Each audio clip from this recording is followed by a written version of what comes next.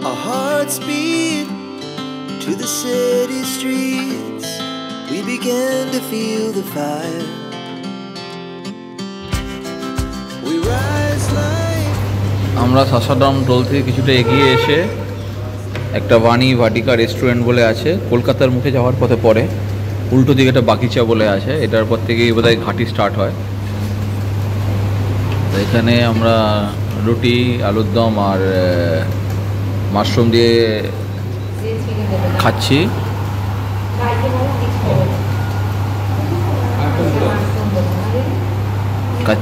আমাদের এখন কলকাতার দিকে যাত্রা শুরু হয়ে গেছে, কারণ এখন যেহেতু পুজো চলছে, দিওয়ালি এসে গেছে বলে এখানে চিকেন বা ননভেজ আইটেম কিছু হচ্ছে না। এখান থেকে খেয়ে আবার যাত্রা শুরু করব। এখন টাইম হয়েছে 4:09। আমরা বেনারস থেকে বেরিয়েছিলাম 1:40 নাগাদ। গাড়ি আমাদের এত ঘুরিয়েছে, সেই জন্য গাড়িকে আদর করছে ওরা। নেমে আসো, আর গাড়িকে আদর করতে হবে না।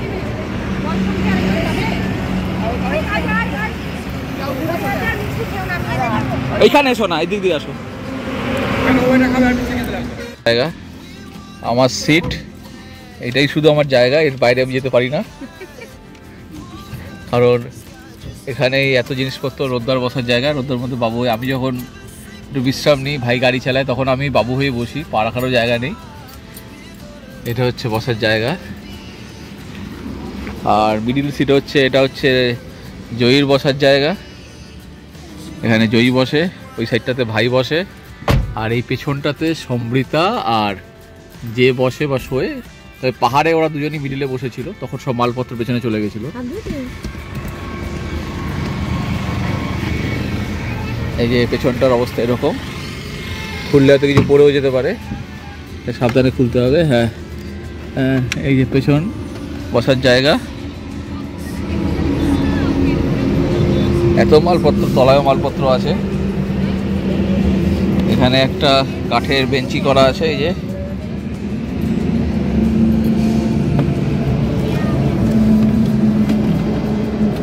করে আমাদের জার্নি এখন কমপ্লিটের মুখে।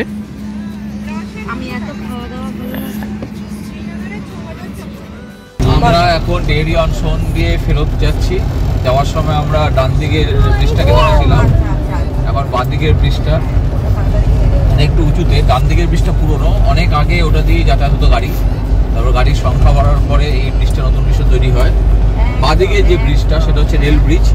একটু দেখাও, এটা হচ্ছে dairy on Shoner rail bridge. এটাই সবচেয়ে পুরনো, 1906 বা 1926 এরকম সময় তৈরি হয়েছিল ব্রিজটা।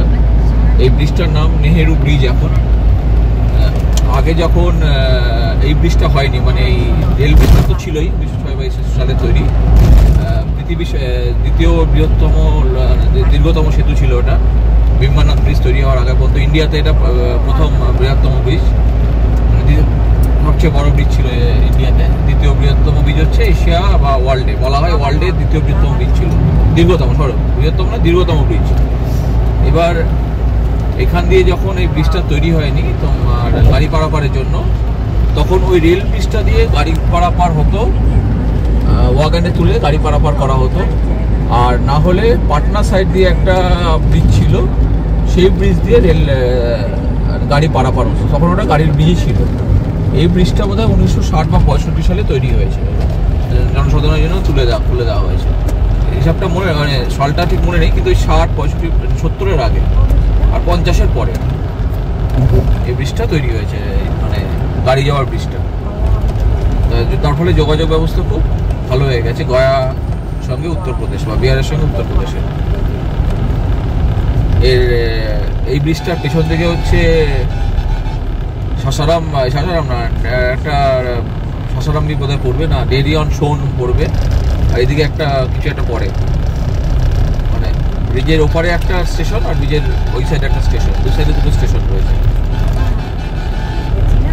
এই দুটো লরি যখন একই স্পিডে যায়, তখন একে ওভারটেক করা খুব মুশকিল হয়ে যায়। এখন তাই হচ্ছে মোটামুটি। দুটো লরির স্পিড মোটামুটি একই, দুটো ফুল লোডের লরি আর একটা ফাঁকা লরির পেছনে তাকে কন্টিনিউ যাচ্ছে, আমরাও তার পেছনে যাই। আমরা বেরিয়ে যেতে পারবো। এই ব্রিজটার উপর যদি নেমে দাঁড়ানো হয়, গাড়ি যখন চলে পুরো ব্রিজটা দোলে, অনেকটা করে দোলে, মোটামুটি প্রায় 1 ইঞ্চি 2 ইঞ্চি করে ওঠানামা করে ব্রিজটা, যেটা দেখে মনে হয়, কারণ দুর্নীতিটা অতটাই বেশি পাওয়া যায়।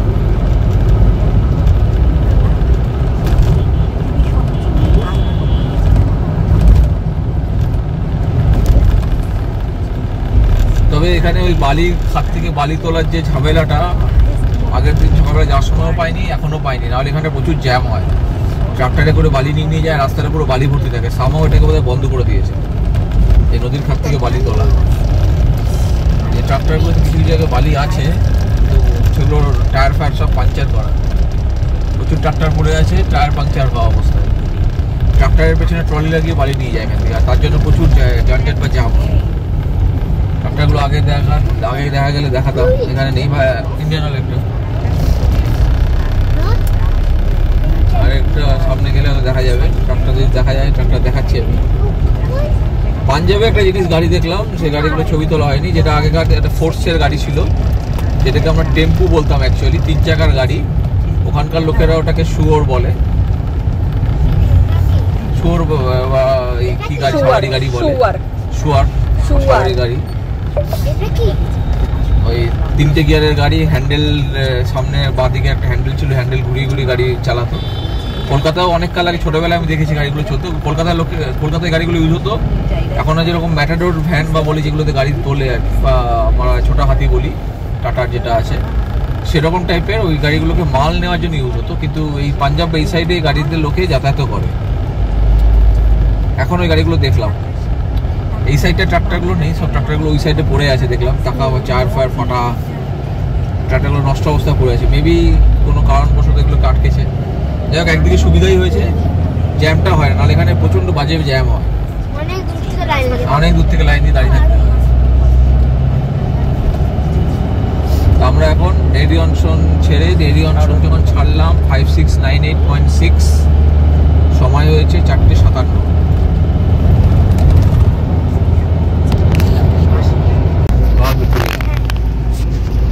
আমরা এখন ঝাড়খণ্ডের চেকপোস্ট জাস্ট ক্রস করলাম, এখন সময় হয়েছে 6:27।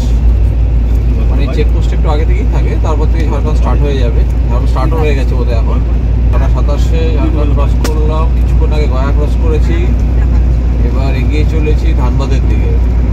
সম্ভবত গয়া থেকে ধানবাদ লাগে 3 ঘন্টায়, 3 ঘন্টায় পৌঁছানো যায়, আর তারপরে 5 ঘন্টার কাছাকাছি লাগবে হচ্ছে কলকাতা পৌঁছাতে। কলকাতার মেন হয় কলকাতায় ঢোকার পরে সাঁতরাগাছির জ্যাম, বা ওই দিক দিয়ে গেলে ওখানে ওই নিবেদিতা সেতুতেও জ্যাম হয়। মানে আমি যদি ব্যারাকপুর রোড ধরে যাই তা ডাল্লাপ হয়ে, আমরা তো বেহালা যাব, কলকাতা হয়ে সাঁতরাগাছি ধরবো। সাধারণত মনে হয় কালকে যেহেতু কালী পুজো, লরি অতটা থাকবে না, দেখা যাক কলকাতায় পৌঁছে কতটা কি হয়। আমি শেষের দিকে বোলেরো নিয়ে একটা রিভিউ করবো, মানে পৌঁছানোর আগে ঠিক আমার বোলেরো কীরকম পারফরমেন্স ছিল বা আমাদের কীভাবে ঘোরালো সেটা নিয়ে কিছু কথা বলবো। ততক্ষণ আমরা এগিয়ে চলি এখন আমার নেক্সট গন্তব্য ধানবাদ। যদিও বলেছি এখানে কোনো ডেস্টিনেশন নেই, পুরো রাস্তাটাই ডেস্টিনেশন, কিন্তু যেহেতু এখন বাড়ির দিকে ফিরছি তো এখন বাড়িটাই ডেস্টিনেশন। মাঝখানে নিশ্চয়ই আমরা একবার ওই শক্তি করে দাঁড়াবো ভাইয়ের ল্যাংচা, মানে ভাই ল্যাংচা খাবে, ল্যাংচা না খেলে তো বাড়ি পৌঁছাতে পারবে না, বাড়ি যেতেই চাইবে না। ল্যাংচা কিনে হ্যাঁ, তো ল্যাংচা কিনে আমরা বেরোবো। ঘড়ি এক্সপেক্টেড টাইম দেখাচ্ছে 4টে, ঘড়ি নয় গুগল, দেখা যায় গুগলকে বিট করতে পারি কিনা। বিট হয়তো করতে পারবো না, কারণ মাঝখানে তো দাঁড়াতে হবে আমাদের 1-2 বার, তাই মেবি বিট হয়তো হবে না, কিন্তু চেষ্টা করবো 5টার মধ্যে যাতে ঘরে ঢোকা যায়। দেখা যাক কটায় ঘরে ঢুকি। সামনে পুরো অন্ধকার রাস্তা, কিছু দেখাটা একটু প্রবলেমই হচ্ছে। আর তার মধ্যে হাইওয়েতে যদি বাম্পার থাকে এটা খুব ডেঞ্জারাস, কারণ হাইওয়েতে লোকে 80-90 স্পিডে তো গাড়ি চালায়, সেই সময় যেটা বাম্পার চলে আসে সেটা খুব ডেঞ্জারাস। যতই শহর হোক, তাহলে শহরের লোক মানে যদি কোনো একটা লোকালের মধ্যে দিয়ে যাচ্ছি, স্পিড লিমিট বলে দেওয়া উচিত এখানে হাম বা বাম্পার আছে, এটা একটু গভর্নমেন্টেরও দেখা উচিত, যারা হাইওয়ে যারা এনেছে AI যারা national highway authority of India, যে এইভাবে হাইওয়েতে বাম্পার দেয়। কারণ গাড়ির একটা স্পিড যদি 80-90-তে থাকে, তারপরে 60 বা 40 লেখা থাকে, গাড়ির থামাতেও তো টাইম লাগবে, তার একটু আগে থেকে দেওয়া উচিত। আর আমার মনে হয় বাম্পারগুলো দেওয়া উচিত, কারণ এই যে বাম্পার আছে আমাদের মতো ছোটো গাড়িতে যারা বসে থাকি তাদের কষ্ট হয়, পিঠে লাগে।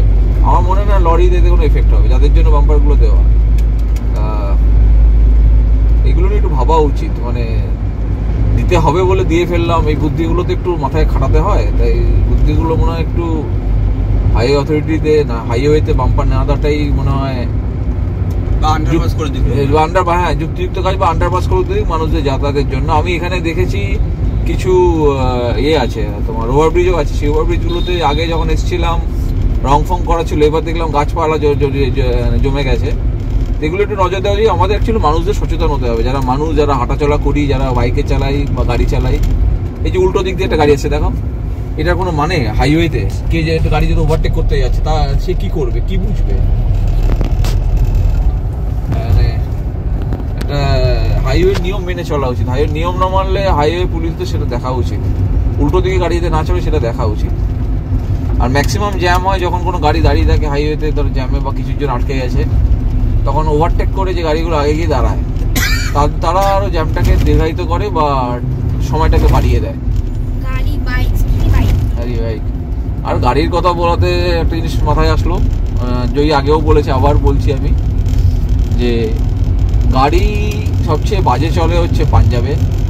মানে কোনো কারণে অকারণে ওরা হর্ন দিয়ে গাড়ি ওভারটেক করে, আর ওভারটেক করে সরপিয়ে, যেরকম আমরা সেটা সাপ খেলতাম না, এই নোকিয়ার মোবাইলে ছিল, ওরকমভাবে গাড়ি চালায়। আর কাশ্মীরে হচ্ছে একটা অদ্ভুত জিনিস, সামনে একটাই গাড়ি দাঁড়িয়ে আছে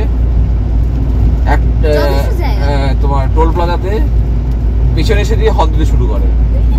মানে টোল প্লাজার গেটটা তো আর কেউ যে গাড়ি চালাচ্ছে সে খুলবে না, খুলবে তো অটোমেটিক যখন ফাস্ট্যাগ থেকে টাকা কাটবে তখন এসে অদ্ভুতভাবে হর্ন দেয়। আর টানেলের মধ্যে তো হর্ন তো মানে সে তো ছেড়েই দাও।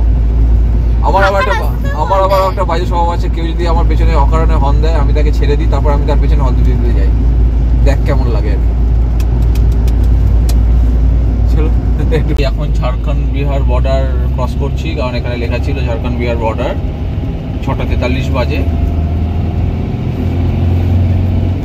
এবার সামনে দিকে এগিয়ে চলেছি, অন্ধকার। এই রাস্তাটা পাহাড়ি রাস্তা পড়বে, ফাঁকা। হ্যাঁ, আগে এই জায়গাটা খুব ভয়ঙ্কর ছিল, এখন আর ব্যাপার নেই। এর সামনে তো এও আসবে, তোপচাচিও আসবে। সেই তোপচাচির বিখ্যাত খোলা ময়দানে বল্লম তরবারি বিক্রি করা যায় না, এখন কমে গেছে, এখন প্রায় দেখাই যায় না। রাস্তাটাও চওড়া হয়েছে, রাস্তাটাও কটা লেন আছে? 6 লেনের রাস্তা। কোন দিক দিয়ে আসছে রাস্তাটাও? 6 লেনের রাস্তা, বাদিক দিয়ে ওভারটেক কত ঠিক নয়, একদমই ঠিক। বিহার বাদিক দিয়ে হয়েছে, হর্ন মারছে, বাদিক দিয়ে ওভারটেক করতে চাইছে, এসব বিহারেই সম্ভব। বাদিক দিয়ে ওভারটেক করে ডান দিকে চলে গেল।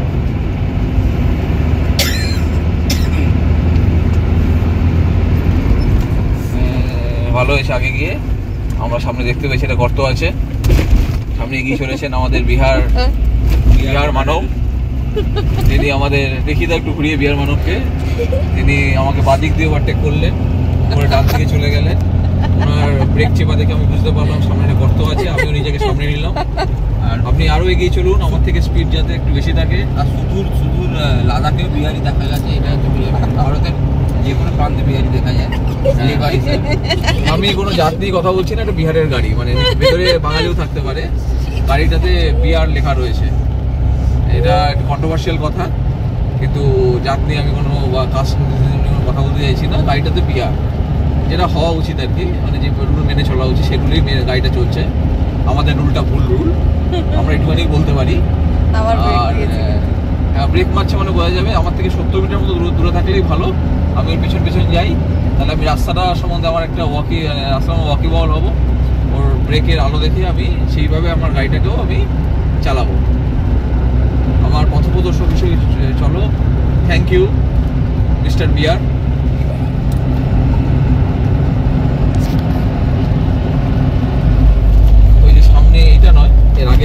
বিহার লেখা।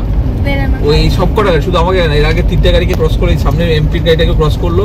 এমপি গাড়িটা বাদিক দিয়ে যাচ্ছিল, ডান দিকটা ফাঁকা, ও বাদিকে গিয়ে হর্ন মারলো, হর্ন মেরে ওকে ডান দিকে সরালো, সরিয়ে ও নিজে ক্রস করলো। মানে এখন সামনে আছে। এখন আমাদের ওই যেদিকে স্টিয়ারিং ওদিকে মানে সেফ মনে করে যে কাটা, যেদিকে স্টেট সেদিকে সে মনে করে, বা যে হয়তো গাড়িতে বসে সে বলে যদি বাদিক দিয়ে কাটাবে, ডান দিক দিয়ে কাটাবে না, যে কোনো একটা। মালিক হয়তো বলে দিয়েছে, ড্রাইভার তো গাড়ি চালাচ্ছে, জানি না। একটা লোক পেছনে বসে আছে, সে উনি ডাক্তার, উনি মাঝখানে বসে আছেন, সাইডে বসে নেই। ডক্টরের গাড়ি হয়তো থাকতে পারে পেশেন্ট দেখার তারা, কিন্তু তাই বলে ড্রাইভার এভাবে গাড়ি চালাবে? উনি যদি ডাক্তার হন, উনি মাঝখানে বসে আছেন, জানি না ড্রাইভার কিনা। উনি ডাক্তার নয়, হাতে মাথায় কপালে ডাক্তাররা খুব হয়। হ্যাঁ, ডাক্তারের কি আছে কি আছে কে জানে। এত কিসের হতে তার? পারে হ্যাঁ, হাতে দেখাবে না না, এরকম ভাবে মাথা চুলকায় না ডাক্তাররা। পেশেন্ট দেখার ব্যাপার থাকতে পারে, তাড়াহুড়ো থাকতে পারে, কিন্তু তাই বলে বাদিক দিয়ে ওটা করবে? বাদিকে দেখছি গো ভাই, ডান দিকে গিয়ে বাদিকে গাড়ি, ডান দিকে গিয়ে ডান দিকে গিয়ে বাড়ি গিয়ে করবে? যা বাবা, আগে যা, আমার এত তাড়াও নেই। আমরা এখন একটা রাস্তা দিয়ে যাচ্ছি, এটা বরকা থানার আগে রাস্তাটা, হাজারিবাগ কতটা দেখালো। এই রাস্তাটা খুব সুন্দর রাস্তা, মানে এতটা যে রাস্তায় এসছি এখন। অ্যাকচুয়ালি ঝাড়খণ্ড, এটা ঝাড়খণ্ডের এলাকা। বিহারের রাস্তায় প্রচুর ফ্লাইওভার হচ্ছে, উত্তরপ্রদেশের রাস্তায় প্রচুর ফ্লাইওভার হচ্ছে, যার জন্য রাস্তায় প্রচুর ডাইভারশন আছে, খুব কষ্ট করে যেতে হয়। এবং এই জায়গাটা, এটা তোপচাচির আগে একটা জায়গা, তোপচাচি এখান থেকে 45 কিলোমিটার দেখালো। এই তোপচাচির এই আগের জায়গাটাতে রাস্তাটা আগে খুব বাজে ছিল, মানে যখন ডাইভারশনগুলো ছিল। এখন এই রাস্তাটা এক্সপ্রেসওয়ে থেকে কম, অবশ্যই এটা এক্সপ্রেসওয়ে, যেগুলোকে আমরা দিল্লি সাইডে যে এক্সপ্রেসওয়েগুলো আছে, ওই পূর্বাঞ্চল এক্সপ্রেসওয়ে, ইস্টার্ন পেরিফেরাল এক্সপ্রেসওয়ে বা যমুনা এক্সপ্রেসওয়ে, তার থেকে কোনো অংশ কম নয়। এবং এখানে কতগুলো লম্বা লম্বা স্ট্যান্ড আছে, অন্ধকারে দেখা যাচ্ছে না, যদি আলো হয় দেখা যাবে, দেখা যাচ্ছে, শোনা দেখা যাচ্ছে। আচ্ছা, এই লাইটগুলো জ্বললে আরো সুন্দর লাগবে, কিন্তু লাইটগুলো কেন জ্বলছে না সেটা যারা জ্বালায়নি বা যারা লাগিয়েছে তারাই বলতে পারবে। রাস্তাটা খুবই প্লেন আর খুবই সুন্দর, এবং এই রাস্তাটা অনেকটা যাবে। এখানে একবার আমি গাড়ির স্পিড 145, মানে আমার এই বোলেরোর 145 স্পিডে আমি চালিয়েছি এখানে, তাতেও কোনো অসুবিধা হয়নি। রাস্তাটা অনেকটা লম্বা, কিছু কিছু জায়গায় প্রচুর বেন্ড আছে, কিন্তু রাস্তাটা একদম স্ট্রেট, আর কোনো পথহোলস নেই আপাতত। এখন মনে হবে যেন রানওয়ে দিয়ে দৌড়াচ্ছি। আমরা একটা কাশ্মীরের একটা জায়গায়, মানে বারামুল্লার আগে বা পরে, এখন তো মনে হচ্ছে না বারামুল্লার আগে না পরে ছিল, ওটা বারামুল্লার পরে। বারামুল্লার পরে একটা জায়গা ছিল যেখানে রাস্তাটা পুরো কংক্রিটের, এবং বারামুল্লার আগে না, প্রায় 8 লেনের রাস্তা, 8 লেনের রাস্তার মতো চওড়া। এখানে যেমন 6 লেনের রাস্তা, 3 আর ওইদিকে 3, এর থেকেও চওড়া, মানে 4 লেন করে যদি ভাগ করা, তাহলে 4 লেন এদিকে 4 লেন, কিন্তু মাঝখানে কোনো ডিভাইডেড নেই। ওখানে যে কোনো প্লেন নেমে পড়তে পারে। এবং ওই রাস্তাটা 6 কিলোমিটারের মতো ডিস্টেন্স ছিল এখান থেকে। ধানবাদ 70, রানীগঞ্জ কত দেখালো, এটা দেখালো 95 হবে। ধানবাদ 70 কিলোমিটার। ধানবাদ তো আর ডাইরেক্ট রাস্তার উপর পড়বে না, ভেতর দিকে আরও 10-12 কিলোমিটার যেতে হয়। মানে 60 কিলোমিটার গেলে আমরা ধানবাদের মোড় পাবো, মানে এখনও আমাদের আরও 1-1.5 ঘন্টা যেতে হবে। আমার গাড়ির স্পিড এখন 111-12-তে চলছে, আর টাইম হয়েছে এখন 8:35। মানে আমি আশা করেছিলাম 9টা, সেটা 9:30টার মধ্যে আমরা ধানবাদ ঢুকে যাবো। ধানবাদ যদি 9:30টায় ঢুকি, তাহলে ওখান থেকে আরও 5 থেকে 6 ঘন্টা হচ্ছে কলকাতা। তাও রাস্তার উপর নির্ভর করছে, আমি আগেই বলেছি। দেখা যাক কতক্ষণে আমরা ঢুকি। এইরকম রাস্তা থাকলে তো 10 ঘন্টা, 11-12 ঘন্টায় পৌঁছানো যায়। আমি একবার 13 ঘন্টায় কলকাতা ঢুকেছিলাম, একবার মারুতি ভ্যান নিয়ে, এবং বোলেরোটা নিয়েও একবার 13 ঘন্টায় আমি কলকাতায় ঢুকেছি। তখন দাঁড়াইনি, এবার আমরা দাঁড়িয়েছি, তাই একটু টাইমটা তো বেশি লাগবে, দাঁড়ানোর টাইম তো মাইনাস করতেই হবে। তবে তখন আমরা এই রাস্তাটা পাইনি, তখন ভালো রাস্তা ছিল হচ্ছে, আচ্ছা 125 কিলোমিটার দেখাচ্ছে হচ্ছে আসানসোল। আচ্ছা, তোপচাচির রাস্তা আমি অনেকবার বলেছি, আবারও বলছি, কিন্তু দেখ এখন ওটা কমে গেছে। তোপচাচির রাস্তা যখন আগে ছিল, আগে এরকম ব্রিজ, এরকম এক্সপ্রেসওয়ে টাইপের ছিল না, তখন 4 লেনের রাস্তা ছিল, 4 লেন না 2 লেনের রাস্তা ছিল। তো সেইখান দিয়ে তলা দিয়ে যখন যেত, সেই তলা দিয়ে মানে রাস্তার দুপাশে বল্লম তরবারি বিক্রি হতো। এখনো হয়, কিন্তু দোকানগুলো অনেক কমে গেছে। কারা কেনে, আমি কোনো অনেকবার ভেবেছি কিনবো, কিন্তু ভয়ের চোটে কিনিনি। এখন কিনবো, তারপর দেখলাম পিছনে গিয়ে সামনে গিয়ে পুলিশ ধরলো যে আপনি তরবারি কেন কিনেছেন বা বল্লম কেন কিনেছেন। সেই ভয়তে কোনোদিন কিনিনি, কিন্তু বিক্রি হয়, এখনো আছে, কিন্তু সংখ্যায় অনেক কমে গেছে।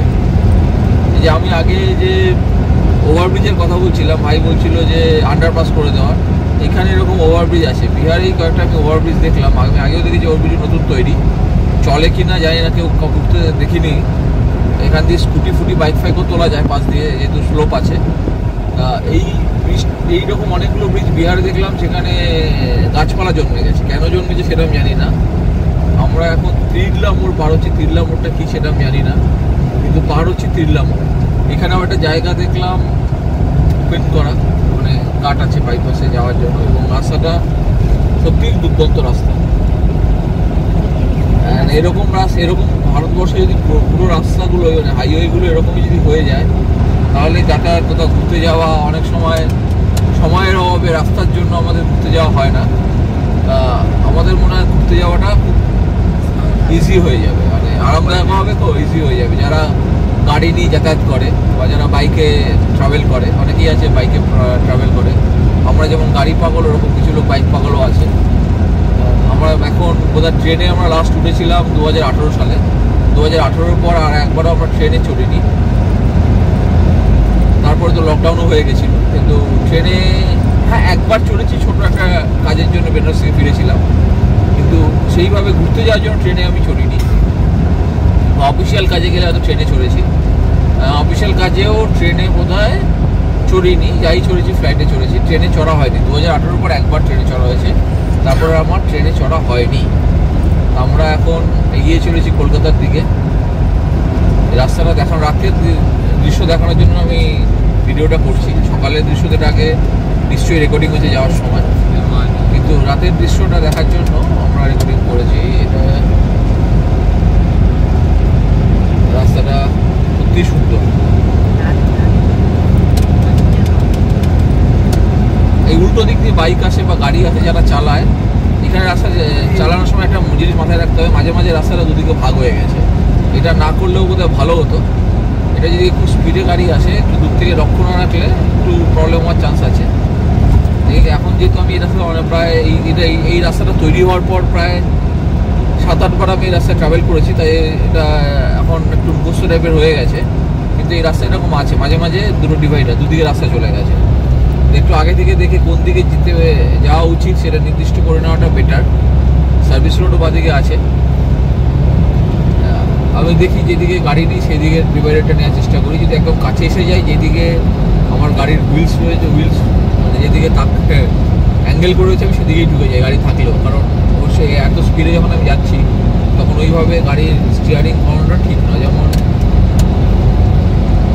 তাতে অনেক কিছু হওয়ার চান্স থাকে। তাই আমরা এই সাইড দিয়ে একটা রোড, আমি যে ডিভাইডারটা পাবো সাইড দিয়ে একটা রোড বেরিয়ে গেছে, একটা সার্ভিস রোড। আমি উপরে উঠছি, গাড়ির স্পিড 118-তে চলছে।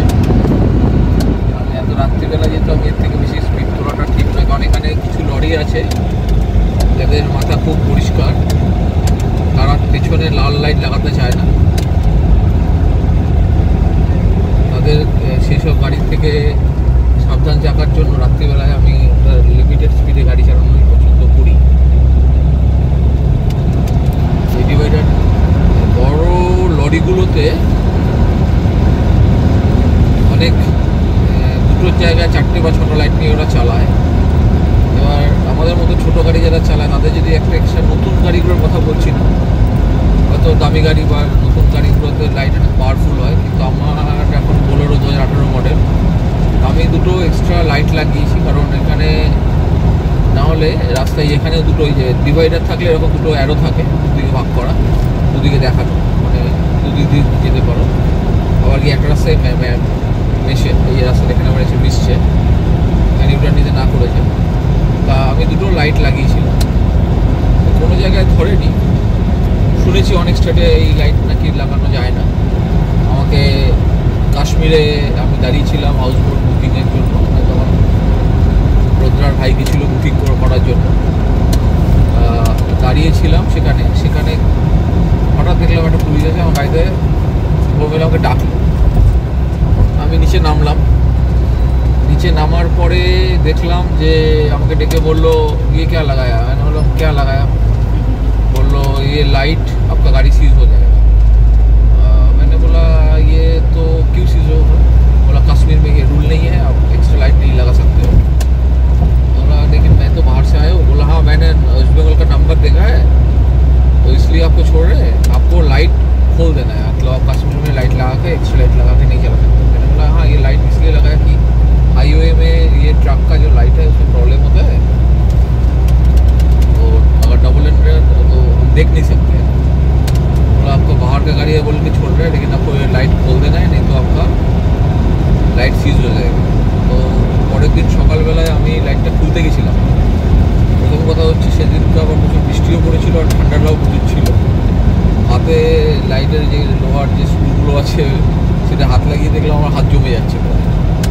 আমি আর এমনি খোলা যাচ্ছিল না নাটফাট দিয়ে, তা আমাকে তো রেঞ্জ ইউজ করতে হতো। আমি রেঞ্জটা ইউজ আর করিনি। এটা কী করেছিলাম, বাইকে বললাম একটা সামনে কাগজ লাগিয়ে দেবে, ভাই বলে একটা সামনে কাগজ লাগিয়ে দেবে। আমি কাগজ লাগিয়ে ঠেকে গাড়িটা এসেছি, দেখতে খুব বাজে লাগছে কিন্তু কিছু করার নেই, কারণ গাড়ি সিজ এরাতে তো প্রথমেই এখন পুলিশগুলোর নতুন রুল, এদের রুল মোবাইল হাতে থাকে প্রথমেই একটা ছবি তোলে, ছবি তুলেই বলে গাড়ি সিজ হয়ে যাবে, না কোর্টে যাও, কোর্টে ছাড়া দেবে, নাহলে 8,000 9,000 7,000 10,000 একটা ফাইন বলে দেয়।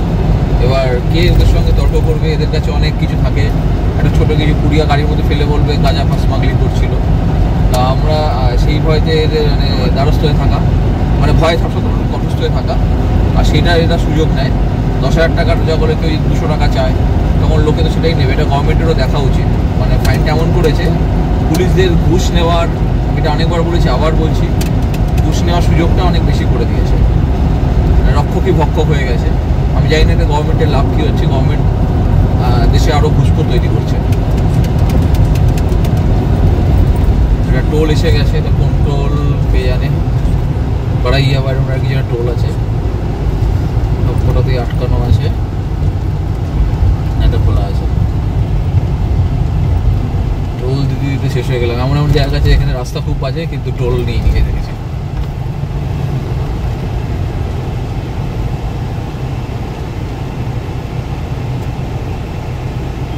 ফুলগো টোল ভুলে গেছি, ফুলগো টোল 8:45 বাজে ফুলগো।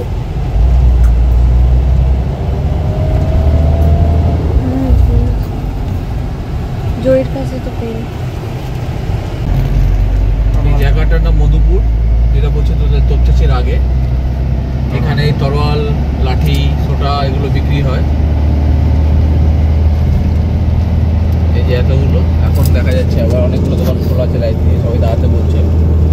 কারণটা আমার মনে হয় না ঠিক হবে। ওইদিকেও আছে, ওইদিকেও আছে, দুপারেই আছে।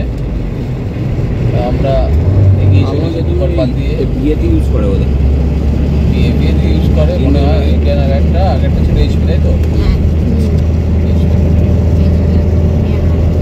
আমরা এখন জেনারেশন বেরোনোর পর থেকে কটা পেট্রোল পাম্প পাচ্ছি মোটামুটি একটা অ্যাপ্রক্স হিসাব রাখার চেষ্টা করছি।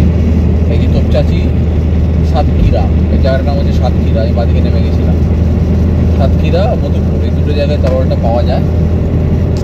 তরোয়ালার এই দোকানগুলো আছে। আমাদের তরোয়ালার দোকানগুলো ছেড়ে আগে ঘুঘু করে এগিয়ে বেরোচ্ছি। এখানে বুথ আছে 1 কিলোমিটার পরে, দেখাচ্ছে আছে কি চলে কি জানি না, দেখাচ্ছে আছে।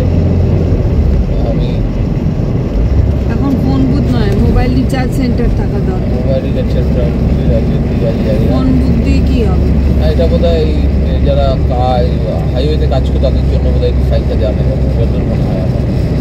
সুন্দর একটা বাদিকাটা হোটেল আছে কি, শেরে পাঞ্জাব। আচ্ছা, শেরে পাঞ্জাব তোপচাচি আসার আগে, মানে ওই দিক দিয়ে তোপচাচি আসার আগে, এদিক দিয়ে তোপচাচি আসার আগে, ওই দিক দিয়ে কলকাতার দিকে আসলে ডান দিকে পড়বে। মানে এই এলাকাটার নাম তোপচাচি। এখানে একটা শেরে পাঞ্জাব আছে, বেশ সুন্দর হোটেলটা। নিশ্চয়ই খাওয়া দাওয়া ভালো হওয়া উচিত, জানি না, কোনোদিন খাইনি। আমাদের তো ওখানকার খাবার তো ভালো। খড়গপুর তো ভালো, এটাও মাথা করা ভালো যায়, এবং ওটারই ব্রাঞ্চ কিনে জানি না, বেশ বড় হোটেল, কেউ ওদের ট্রাই করে দেখতে পারে। শেরে পাঞ্জাব আফতাব চাচি। খড়গপুরে আসলে, খড়গপুর বলছি, এইদিকে কলকাতা থেকে আসলে ডান দিক দিয়ে ঢুকে যেতে হবে, হাইওয়ে দিয়ে লোকে যেখান দিয়ে সেখান দিয়ে গাড়ি পারাপার করে, এত সুন্দর রাস্তা এক্সপ্রেসওয়েতে। এটা তুপচাচি এলাকা, বাদিকে বাজার হাটপাট আছে, কিন্তু খুব পাক করে যে দিতে পারছে বেরিয়ে যাচ্ছে, সামনে ঠিক করা আছে ডাইভারশন। আমিও আগে যখন আসতাম দাদা, আগে তো আমাদের এরকম রাস্তা ছিল না, তখন বাড়ি ছিল অনেক, বাড়ি 2 বছর আগে যে ভিডিও আছে সেখানে আশেপাশে প্রচুর বাড়ি ছিল, সেই বাড়িগুলো ভেঙে সরিয়ে এখানে এই রাস্তাটা করা হয়েছে। মানে আমি জাস্ট আগের কথা বলছি, বলে লকডাউনের আগের কথা বলছি, এবং লকডাউনের মাঝখানে 2020-তেও যখন এসেছিলাম, একটা ইন্ডিয়ান অয়েল আরো তখনও এই রাস্তাটা এরকম বাড়িঘর তো দেখা যেত পাশে, এগুলো ভাঙা পরিস্থিতি দেখা যেত। এখন তো সেসব চিহ্ন নেই, একদম বের করে দিয়েছে। রাস্তাটা খুবই ভালো।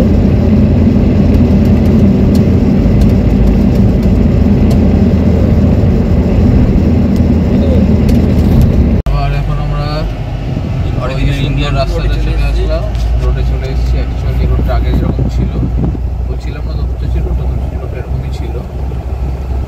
আবার একটা জায়গায় ঝামেলায় পড়বো, সেটা হচ্ছে গিয়ে বরাকর ব্রিজের ওখানে ওয়েস্ট বেঙ্গল এন্টার হয়, লরিগুলো ব্রিজের উপরেই দাঁড়িয়ে পড়ে, ওখানে আমাদের বেশ টাইম যাবে। অনেক সময় উল্টো দিক দিয়ে যাই, আগের বার আমি উল্টো দিক দিয়ে গেছিলাম, কিন্তু ওটা খুব রিস্কি আর কি। ট্রাক আর বাসগুলো খুব একদম ডান দিক ঘেসে আসে, যদিও কম আসে। আমার যদি কোনো গাড়ি আগে থাকে, বাস থাকে আগে, তার পেছনেই দৌড়াবো। এবার আমরা ধানবাদ এলাকায় প্রায় ঢুকছি, কাছাকাছি এসে গেছি। ডান দিকেও ধানবাদ চলে যাওয়া যায়, বোকারো, ঝরিয়া, এগুলো যাওয়া যায় ডান দিক দিয়ে। গাড়ি বাস করাচ্ছে পুলিশই হবে, পুলিশ না হলো লরি চালক হবে। হ্যাঁ, এগুলো পুলিশ কোচও হতে পারে, ভালো বাস করাচ্ছে না। আবার ঝাড়খণ্ড, বিহার, বেঙ্গল লরির পিছনে দাঁড়িয়ে যাওয়া মানে দাঁড়িয়ে যাওয়া, ওই জায়গাটা তো তাই। গিয়ে অবস্থা বুঝে ব্যবস্থা করতে হবে, যদি ফাঁকা থাকে একদম ব্রিজের উপর দাঁড় করিয়ে দেয়, অনেকে ঘুমিয়েও পড়ে। এই যে ডান দিকে ট্রাকগুলো যেমন দাঁড়িয়ে ঘুমিয়ে আছে, এটা কিন্তু কিছু মেজাজ দাঁড়িয়ে ঘুমিয়ে গেছে, কোনো ট্রাকে আলো জ্বলছে না। এবার বুঝতে হবে ডান দিক দিয়ে যাবে না বা দিক দিয়ে যাবে। আপ টু ওই বরাকর ব্রিজ শুরু হওয়ার কিছুক্ষণ আগে থেকে একদম শেষ পর্যন্ত, মানে ওই পর্যন্ত